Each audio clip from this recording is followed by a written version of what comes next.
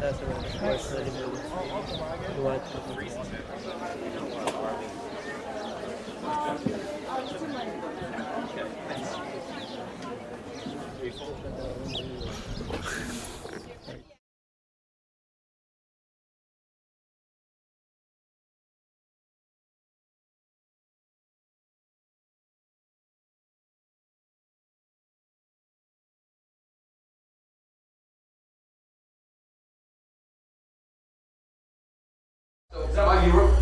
Yes, sign up for the party. It's $15 to become a party member. Okay. What will that gives me the opportunity then to vote for you, is it? Yes. Okay. My next question is, in the past, you've had troubles with the media and they've alleged improper things and they've got you thrown out. How are you going to get over that? Because I've heard already people say, Patrick, he does stand a chance because of his past. I personally don't agree with that, right? I can listen to you today, and I'm very impressed, actually. So that's the culture that's going to try and destroy you. Well, there's certainly a cancel culture in this country. In my case, not many Canadians, when they face that, push back. In my case, I pushed back, and I won. It took 4 years, but I won. And so, I think Canadians want someone that will stand up for themselves. I think Canadians want someone that will show resilience in adversity. I think one of the reasons right now that we're leading in new membership sales is that Canadians know that I'm a fighter, and it's long overdue to have a fighter in Ottawa, not someone who will simply go along with the broken status quo. And if we continue to do what we've done in the last 3 weeks and get more and more Canadians who aren't party members like yourself, if you're a party member, you're not normal. 99% of Canadians never join a political party. And so rather than cater to just the small amount of Canadians that are current party members, we're the campaign that's out there all day long trying to grow the reach of the party. And if we're successful and continue to be successful at doing that at the rate we're doing, we're going to win this leadership. And we'll have built a political party that will actually have the capacity to win the next election. Thank you. I like your answer that you're going to stand up for yourself and eventually you won, and justice prevail. And I admire you for that, so thank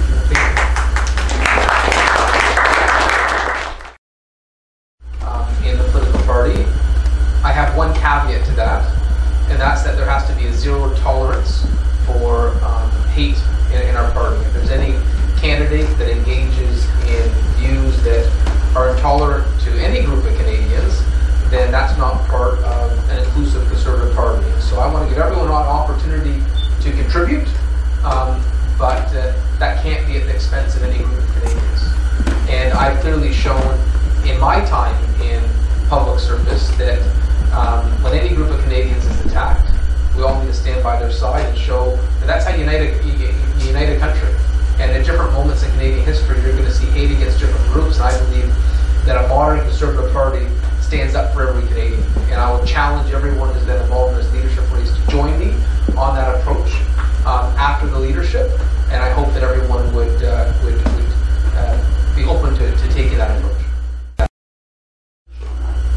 So, I think Pierre's playing some politics here. He just ran in a federal election where he was the finance critic, and he ran on a carbon tax. He ran on actually a carbon tax on a carbon tax. I was the first mayor in the country to come out against the carbon tax increase. I thought it's absolutely the wrong time. But they increased the carbon tax on April 1st, and it wasn't an April Fool's joke. They actually raised taxes at a time the country is struggling post-pandemic, struggling with the volatility in international markets because of what's happening in Ukraine. And so, I was the first Conservative politician to lead the charge against that increase. In terms of environmental policy, my approach from the federal government would be to, first of all, respect provincial jurisdiction. We've got 10 provinces that all have ambitious climate change plans, and we've made huge progress in Canada on that front over the last 10 years. But I go further. My advice to cities and provinces would be, rather than embrace taxes, embrace technology. And we've done that in Brampton. We're going to be the first big city in the country to have a fully electrified transit fleet. We've signed an agreement with the Canada Infrastructure Bank, and we're literally right now transforming our transit fleet to be fully electrified. And zero emissions, clean, green, and efficient. And so you can be a leader on environmental sustainability at the same time not wanting to impose new taxes. And that's the approach that I'll take. Canadian energy sector. It promotes Canadian natural resources. And frankly, you look at what we could export to the world. It is, you look at some of the major economies, what they're dependent upon. You look at China, being still dependent on coal-fired generation. Canadian LNG exports could help them with some of their energy demands.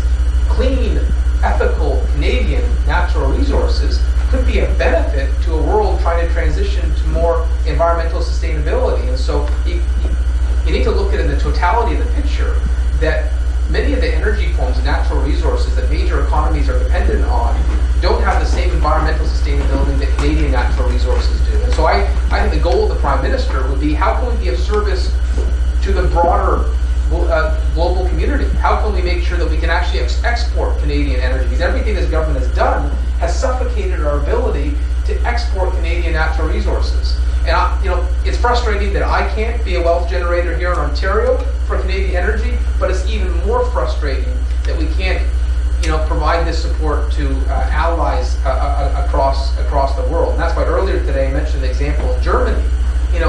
Seeing a country like Germany dependent on Russian oil, how different would it be if we had a Prime Minister that said, I understand Canadian natural resources can provide support for so many allies around the world. And so I would be a Prime Minister that unabashedly supports Canadian natural resources, that helps them find new markets, and tries to make sure not only does our country have energy sovereignty and independence, that we help other countries become reliant on energy from an ethical country like Canada. Increasingly difficult just to survive in this country with the cost of food, cost of gas, things like that continuing to go up. And I know a lot of my friends and people my age are struggling. I work at a relatively good job. I work with the courthouse in Welland.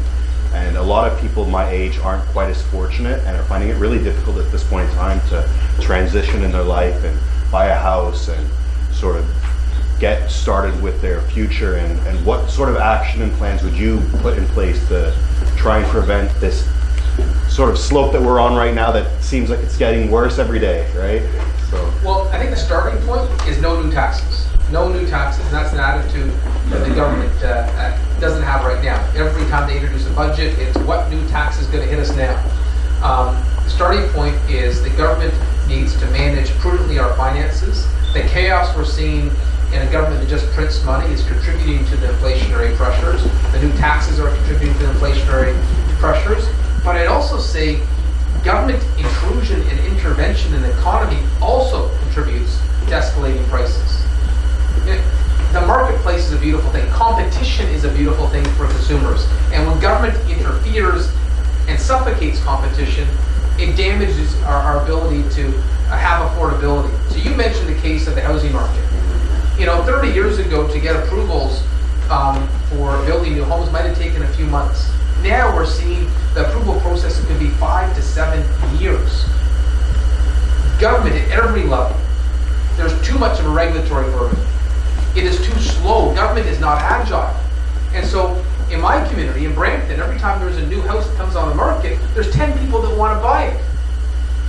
Obviously, that creates a situation where the developer can escalate prices because he knows there is more demand than there is interest. There's less product than there is demand. And we need to change that. We need to actually ensure competition. I think competition would be in the best interest of every consumer. And so we need to get government out of the way. My general philosophy on government is that there are core responsibilities that government has in regards to the social infrastructure of the country, and obviously in areas like healthcare, there's a government role to play. But government intrusion in so many sectors in the private sector are dangerous, and it damages our free market. And so I believe in the free market. I believe in competition, and I will look at every way we can to make sure that the regulatory intrusion in the Canadian private sector is diminished. I want to encourage competition. Build a business, to grow a business, to hire, to invest. And let me give you a local example and compare it on an international level. in Brampton, before I took over, we had among the highest taxes in the GTA. And then of course I went on a period where I literally fought every year to stop any tax increase. And the reason I did that is my economic development department said every time we make a pitch for a company to come to Brampton, they want to know what the taxation rates are compared to other municipalities. And don't think for a second that when there's international investment at play, they're not looking at what the cost of production is in Canada compared to other countries. So if you want to land major investment, you actually need to be competitive on the totality of costs that exist. And so right now, our sales pitch for our country isn't great. Come to Canada, we have more regulatory burden than other countries. Come to Canada, we have higher taxes than other countries. Come to Canada, it takes longer to get product to marketplace than other countries. We need to change that. We need to have a pitch that prime ministers and ministers of industry can take around the world and say, come to Canada, it's the easiest place to invest. It is the easiest place to invest. And if you do that, you're going to have an economy that is producing businesses, creating jobs, and contributing to the Canadian Treasury. But when you don't have that environment, and businesses are being pummeled, and sectors are losing jobs and market share, that's when the Treasury is in a difficult position. Further than that, not only will I try to create an economy that is on fire, my goal will be to do a value for money audit of every government department. You know, part of it is the revenue that you can create through a hot economy, but another aspect of government is making sure that every expense is justified. And the value for money audits that I did in the city of Brampton was what allowed us to run balanced budgets. And boy, does Ottawa need that. They haven't had that culture for a very long time. I'm not sure government itself wants to be home builders, but I believe that we could look at increasing supply. Oh, you put a cap on it. Yeah, I'm not interested in any new government departments or an expansion of government. I don't want government to be home builders. Anything government do will be slower and more expensive than the private sector. Don't trust government to get into new areas. They will find a way to make it 10 times more expensive. Having said that, would I be open to increasing more supply through government lands? Absolutely. I think there is significant land assets, both provincially, municipally, provincially, and federally, that can be utilized to create more supply. Is retired now, but she worked in that space for decades. And what I recognize is that there are supports available under the age of 18, and then there's a giant cliff, and it just disappears. And we abandoned a lot of Canadians. And I think it's important for conservatives to really show how we're an inclusive party and be able to help people in every walk of life. And you can, really see the heart of a party in a country in terms of how they take care of the most vulnerable. And there are programs. I look at something that former Finance Minister Jim Flaherty started in Ottawa, where he was mandating government departments to create work opportunities within the federal public service. And I think that could be expanded. I think there are roles where the government of Canada can be a great example. And there's a large federal public service where opportunities could be created. And so I would actively look at how the government of Canada could be helpful.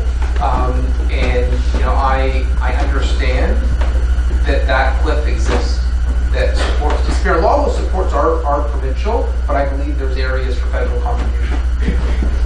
And I would certainly work with organizations in that space to hear their suggestions on what the best path forward is. I was saying earlier today, you want to be a good advocate for Canadians, listen relentlessly, and these are the type of roundtables I would do to see ideas for best practices that may exist in other countries that aren't being adopted here.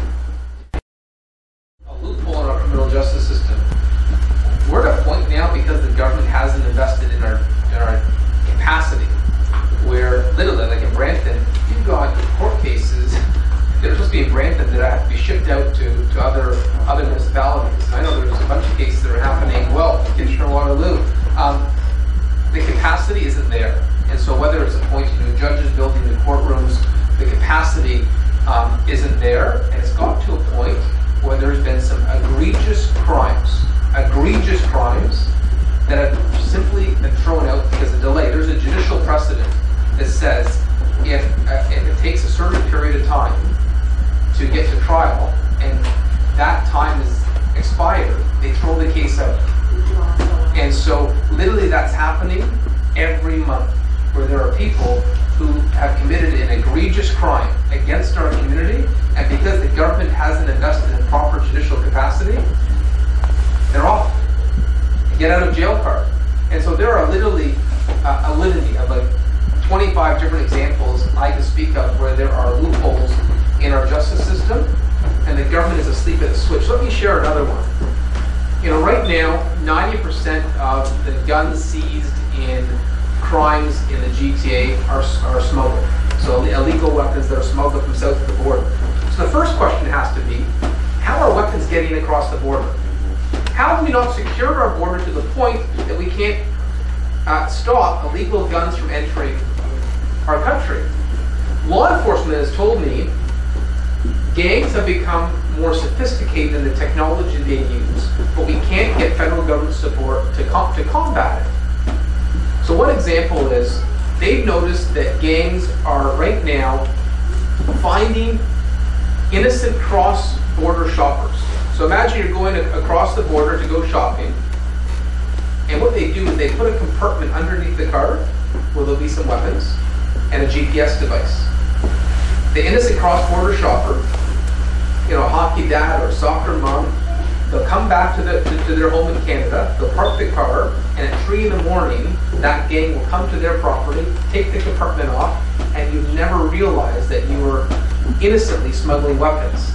Gangs have become more sophisticated. We need to give law enforcement the tools and the resources to be just as sophisticated as organized crime. And we need a government of Canada that actually listens to our law enforcement, that listens to the challenges and the frustrations, whether it's crown attorneys or chiefs of police have.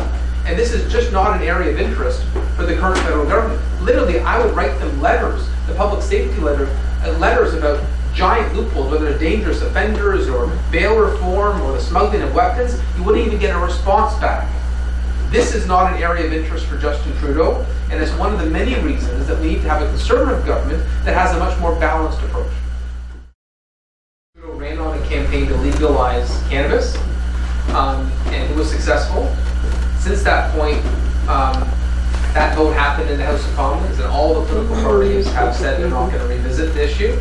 And so, you know, the answer you may want to say is that, you know, the Conservative Party will revisit the legalization. And I'm going to give you the candid answer that I don't think that's going to be an issue that is going to be revisited.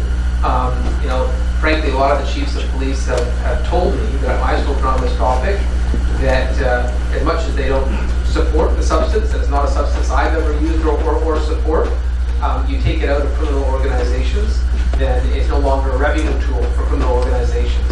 And the police weren't even enforcing it. They, you know, small possessions of cannabis, they simply weren't even enforcing. And so I don't think this is going to be an issue that is revisited. Having said that, it's up to the province of Ontario to decide how it's distributed. And you know, when you speak to our local MPPs, if there's concerns about how it's distributed and what manner is distributed, then that's an area that we can certainly contribute to. One motion we passed in Brampton is simply to say we don't want it anywhere near schools or community centers. And so I think allowing more local input would be helpful, but I don't want to give the false impression. Now, you have a lot of politicians who will come to events and just say yes to everything you say. That's not going to be my approach. You're going to get honesty, and I don't believe you're going to see any political party revisit that issue right now in Canada.